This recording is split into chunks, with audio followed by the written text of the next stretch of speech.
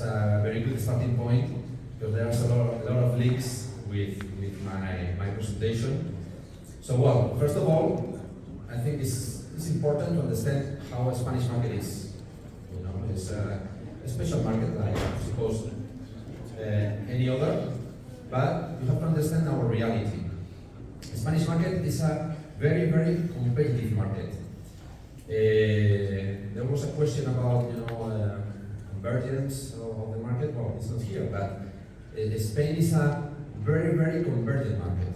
It has been quite pioneer in Europe in terms of the aggressiveness of convergence, mainly because the incumbent Telefónica many years ago decided that their strategy to compete with the continued lead in the market was to accelerate the convergence.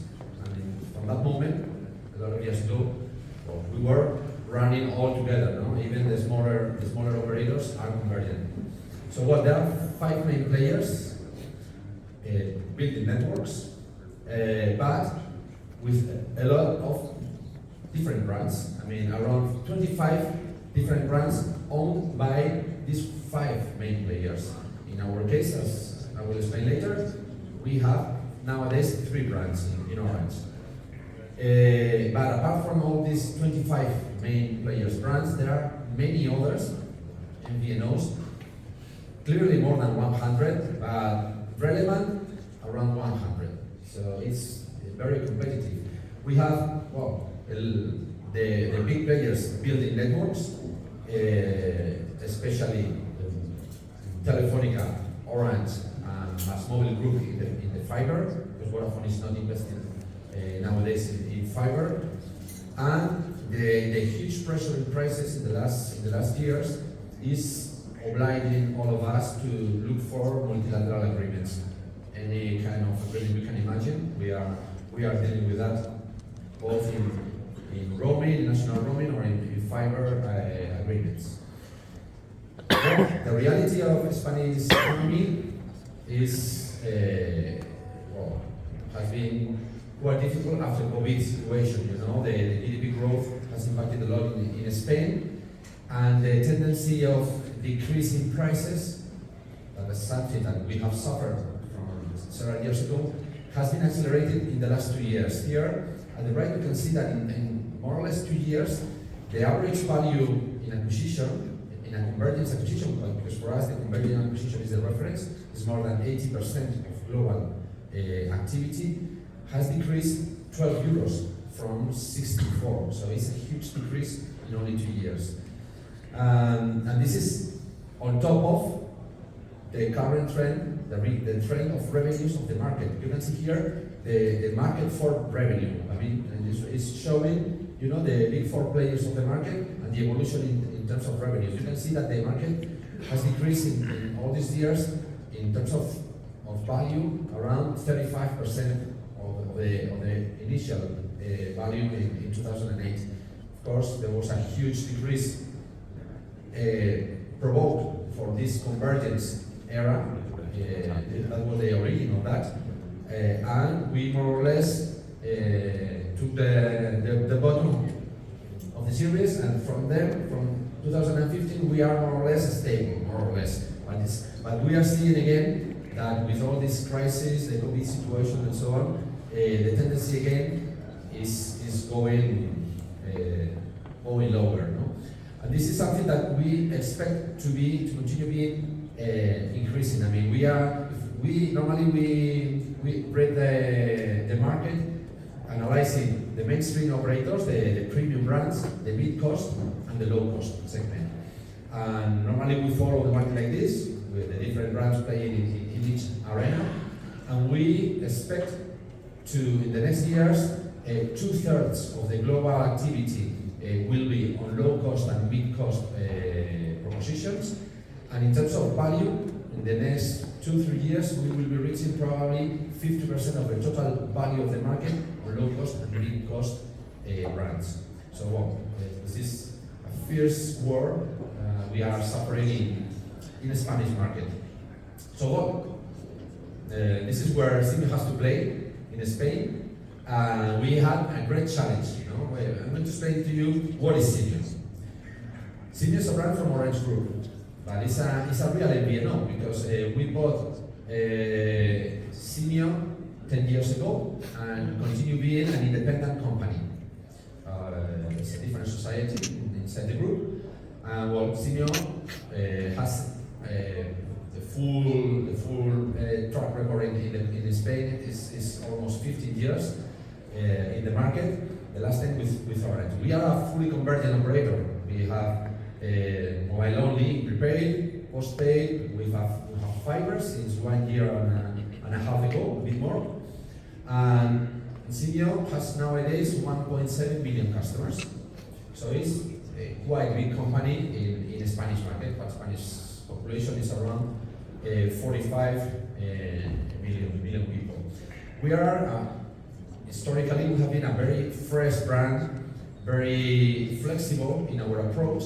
We have a lot of tariffs and a lot of functionality to configure your tariff, to change whenever you want. You can enter and you can leave whenever you want. We don't ask questions, we don't put barriers to enter, nor barriers to leave. So it's very, that way was quite differential from the very beginning. Nowadays there are more companies doing something similar to our approach, but Simio was really original in that moment.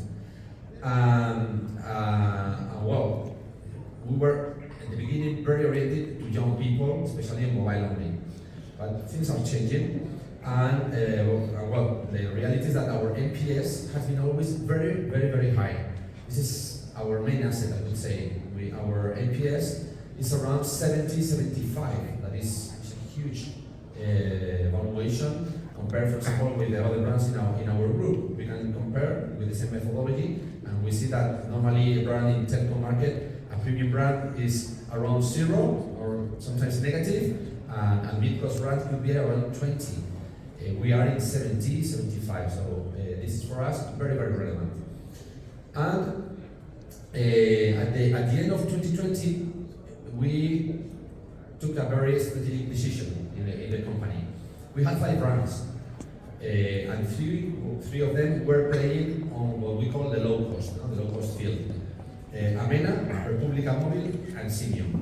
And after different assessments, we decided to concentrate the efforts in only one brand and try to play with all our strength in the low-cost arena with only one brand, and the election was Simio. Why? First, the size. Well, we had a large customer base, but more or less like Amena, more or less. But we decided to take Simio because of the size, but as well because this top NPS, clearly differential, and the brand affinity, we had it with our customer base. Our flexible IT stack, that is very relevant because for us is something differential from the rest of the company. This is the IT stack we have it with Huawei and get us a lot of flexibility and scalability to introduce new customers on it. I will explain the integration of República Móvil, how it went. But it made it very easy to introduce new customers in our company. And at the end, we had the more digital brand in Simio. The origin was very digital, and this is something very relevant for us in terms of profitability and in terms of the mix of the different brands with the different channels. This is something that we try to. When you are a MNO like Orange, you need to ensure that there is some kind of global strategy of how you approach the market with each brand and in which channels. So being strong in digital with Simio was differential and very relevant to choose Simio for the future. But this is similar to one of the slides that I saw before. We had that challenge in this transformation. We had to go from a niche brand to a massive scope brand, because we wanted to play in the low-cost segment, that is the segment that is growing more, and is going to represent probably the majority of the activity of the market. We cannot be a niche brand with a niche positioning. We were going from mobile-only focus to mobile-only, but as well convergence. Indeed, our focus today in communication is convergence. Because as I told you before, 80% of the activity, 80, is in convergence. From an individual-oriented to more household-oriented. We don't forget this individual approach, but we are more focused on households. Not only in communication, as well in the prescription process, in our distributors. And from fully digital to multi-channel strategy. So this is a little bit on the opposite from the previous slide, but because in our case we were fully digital. And being fully digital, especially in Spain, people is on the streets, like shops. If you are not in shops, you are reducing your physical pool. You need to be on the streets as well. So we needed to evolve from a fully digital approach, not losing volume here, but growing on the retail channel.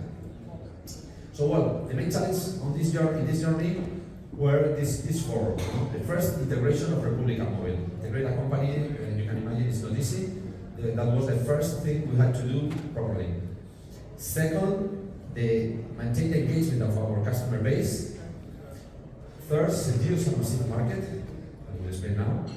And fourth, get a quick commercial growth, because we were closing 2 brands. So the pressure in Simio to make this catch up of volume has been huge. And all this, keeping the NPS like it is now, on top level. So how are we doing it? Well, this integration of República Móvil customers, we've tried to do, taking attention to specific issues. The first one is a one-to-one tariff fit, because the first thing, of course, a customer that is obliged to go to another company is okay, what's going to be the tariff that you're going to offer to me, the conditions, no?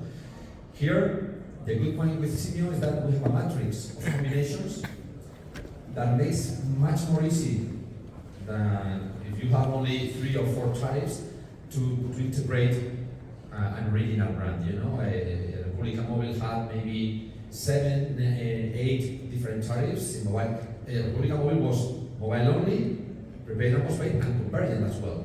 So we had all the complexity, but this matrix of combinations allow us to offer the customers in more or less 50% of the situations better conditions than the conditions they have with República Móvil. So good starting point. The second, choose the best date possible.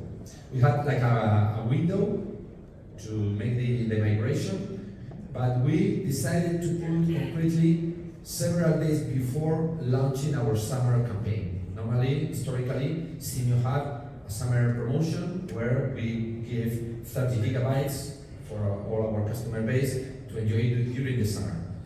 So we decided strategically to say, okay, so remember like 5 days before that moment, we made the migration. So a few days after the migration, we could say to the customers, okay, and now you have this, an extra gift, apart from good tariff, to enjoy with us, looking for some kind of confidence vote, in Simio. Okay, stay with us, experience being a Simio customer, and if you want to go, okay, no. With that, we were able to control the churn rate during the first months.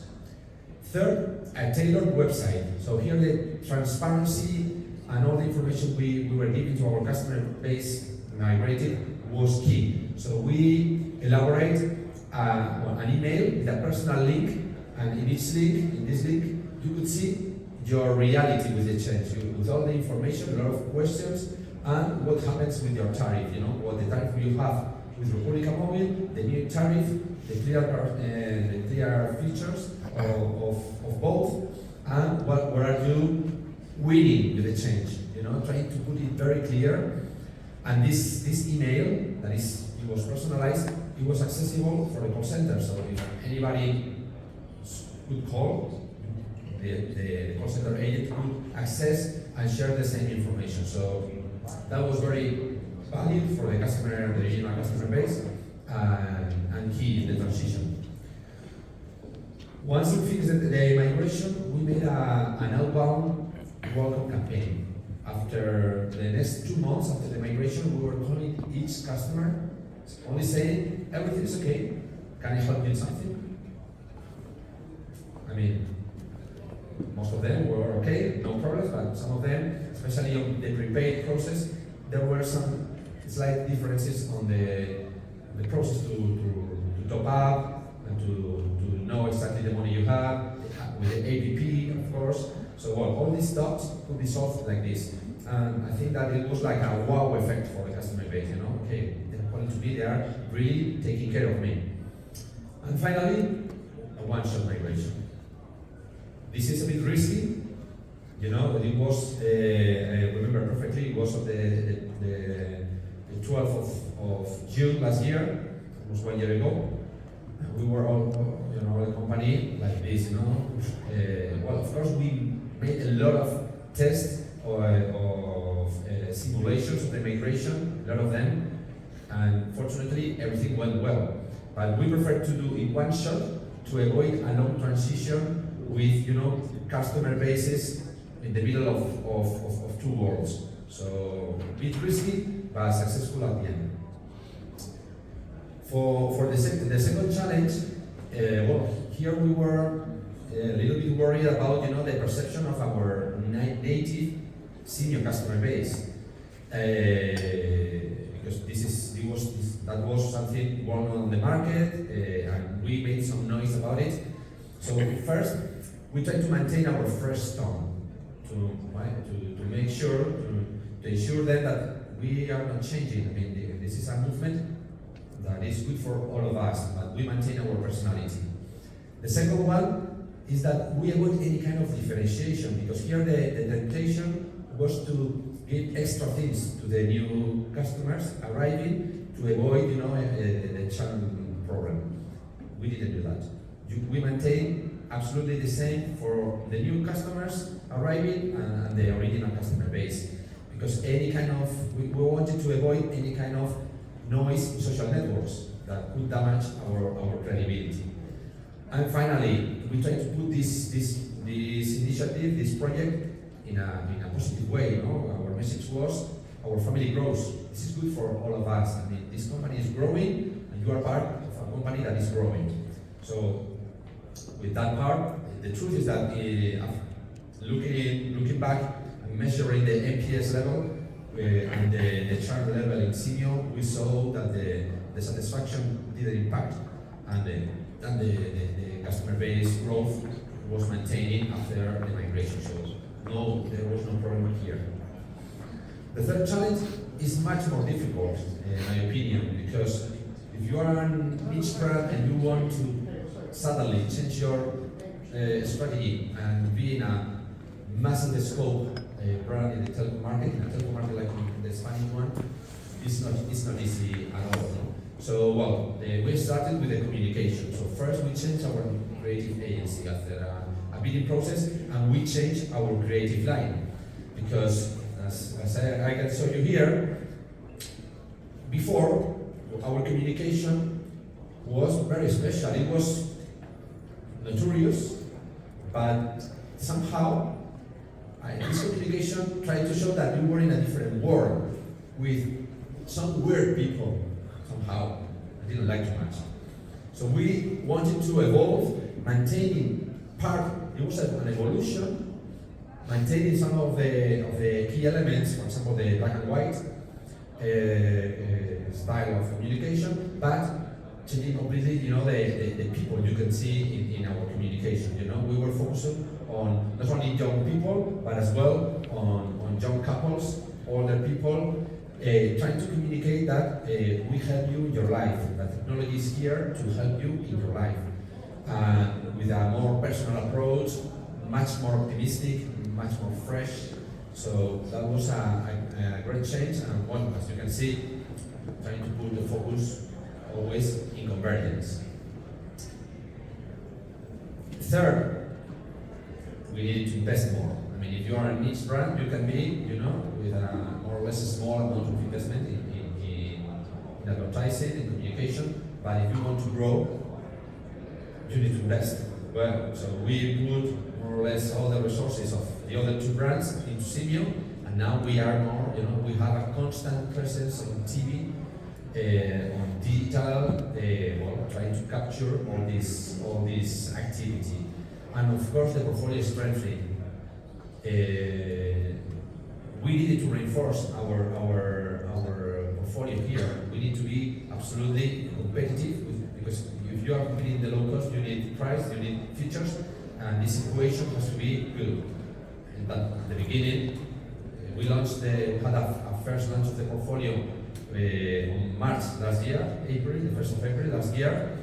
That changed completely our activity, and we have changed again last month, May, reinforcing our position, especially in high abundance offers. Trying to increase a little our ARPU in comparison in mobile money. And the fourth challenge is the quick commercial growth. It was something very boring at the very beginning. So first, as I was explaining to you, we needed to go to retail channels. So we invest in some part of a special retail channel that is quite well developed in Spain. I don't know in terms of the countries, in your countries, how it is, but in Spain, we have an evolution where we have closed a lot of exclusive shops of the main brands, and now what is increasing a lot is the commercialization of telco mobiles and fiber ads in shops not specialized in telco. Some of them sell accessories, there are hairdressers, there are stationery shops, tobacco shops. Anyone with a business and needs a complement to their business can sell telco services. And this is something that is growing a lot. We were, with Orange Group, we were there in prepaid business. But we were here like some pioneers entering with the rest of our proposition. And indeed, this is something we started in April last year, and many other operators in Spain are following us. And now it's a quite competitive channel. We changed our remuneration scheme here. We made a very big roadshow all around the country, visiting the main distributors here, because here we have some kind of structure to manage all this capillarity, because here we are talking about 5,000 point of sales. So there's a huge complexity to manage that. So well, this has been a great priority for us. The second, the digital commercialization, because we don't want to forget this. We need to increase here. And our approach in the digital world has been more targeted. We are working a lot on the go-to-market, looking for specific audiences and specific targets that we think that our product could fit. So not changing the product, because this is pure go-to-market. We have been quite successful addressing special landings, special spaces in our website with the fiber for students or our convergent offers for Soho. So here, well, we sell a lot to businesses, small businesses, and Soho. Our product, if you don't have a great complexity in the need, in the telco need, as a company, our offer is absolutely right. So in the digital world, we are working with that. We are working a lot now with online comparison platforms that in Spain are quite powerful, and our presence was quite limited. Of course, some are money, compete there, in visibility. And we have been rebalancing budget between SEM and digital marketing, because we had a lot of investment in SEM, but I think it was not the appropriate approach, because we have a great conversion, but in the funnel, in the digital funnel, our problem is that we don't have awareness enough, we don't have traffic enough up there to generate this activity. So we have a great conversion rate, but we need traffic up the funnel. So we have been working a lot on that in the digital world. And finally, again, what I was saying before, if you want to increase your commercial growth, if you want to get this commercial growth, you need a competitive portfolio. I mean, of course. So well, this is how we have tackled all these challenges in senior. What we are achieving, well, you can see here more or less. In terms of activity, we have grown in this year a lot. We have almost doubled our commercial activity. This is measuring postpaid and fiber connection sales. We have almost doubled, especially as you can see here. Once we launched in April last year, new campaign, because we put all together, new campaign, new portfolio, and the growth in retail channel. In retail activity, in less than 6 months, we grow or multiply by 5. We didn't have too much presence, so that was very relevant. And we were able in global to be number 7 in low cost. This bucket of a lot of brands. Previously we were number 7, and nowadays we are number 3. Number 3, where the number 1 nowadays is the number 1 brand in acquisition in the market. So now Digi, the Romanian colleagues working in Spain, they are not an MVNO, but they are working in the logos and are the number 1 brand here. So now we are, well, it's our reference. We are trying to to cover and to fight with them. And now we are number 3, together after Digi and after Lowy, that is the second brand of Vodafone. So, well, in summary, I would highlight 3 elements of this first year of transformation, because this is a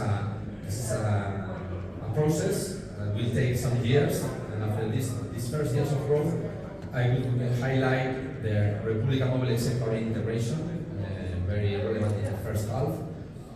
This more universal, happy and fresh approach, fresh brand, moved by customer satisfaction as an asset,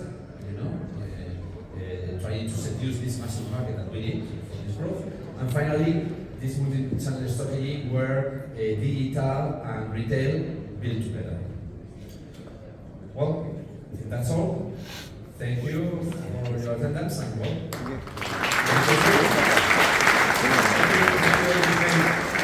That was a fascinating presentation. Thank you very much. As someone who was ex-marketing director for MVNO, there's a lot of interesting things there which I'll be speaking to you about later over coffee. We are overrunning a bit on time, so we can probably only allow 2 questions. So make them good ones. So there you go, that gentleman there got his hand straight up, so we'll go to him. I'm Maciej from Mobile Vikings also. So the question is, can you elaborate a bit more on this creating the more attention on the top of the sales funnel? How do you do that? On the funnel, yeah. Well, this is quite difficult because one of our weaknesses now is the lack of awareness. So this is not something that you invest and you get this awareness. So what we are doing is investing more, analyzing where to invest, because here we have made some assessments trying to understand which is the media mix appropriate for us. There's a lot of this is not something clear. We have had different meetings and different opinions about more digital investment, more offline. After we invited three media companies not working with us, trying to give us an assessment and recommended us to at least in the next 2 years to invest on TV, because they say that even now TV is decreasing in the viewability in the market, but continue being the reference if you want to, if your first objective is to create awareness. So and it's much more effective than online. At least the 3 invited people, one of them was a media agency specialized in online, and even that agency told us that. So we had to invest much more than that previously, because we were concentrating the efforts of 3 brands in only 1 brand, and we had to analyze well where to put that money with one clear priority, that is awareness. Indeed, I think this is something that we've been successful, but not fully successful in this year and a half. Indeed, this week, if you go to YouTube and you see senior advertising, this Monday we changed our creative line again, looking for being much more powerful with our message, being more differential, being even more optimistic, because this is, I say that we are living in a disco, and in a disco you need to shout a lot to be heard. This is our problem. And in the Spanish market, after a lot of years of great work, we are facing a great problem, you know, being able to be differential from the rest. You invest and you don't feel, you know, easily the movement in sales, you know. So, well, we are working on that, growing in the awareness, investing more on advertising, and a second, this is like one lever of action, and it's not so easy, you know, how to invest that money. The second one is to work on the customer base. We are pushing our MGM because we have that asset. Our customer base is very engaged, it's very proud to be part of Simio, and we want to put them on the center and in the prescription process. We are increasing our effort on the MGM now with the current one we have. But from next year we have plans to do something quite differential to be even more relevant here, because we think that at the end, when the advertising is limited in the impact, you need to put in value, you know, and mobilize as much as you can to customer base. Thank you. Okay, we've got one more question. Let's take the gentleman over there. He's in the white shirt and dark red jacket. The mic will come over to you.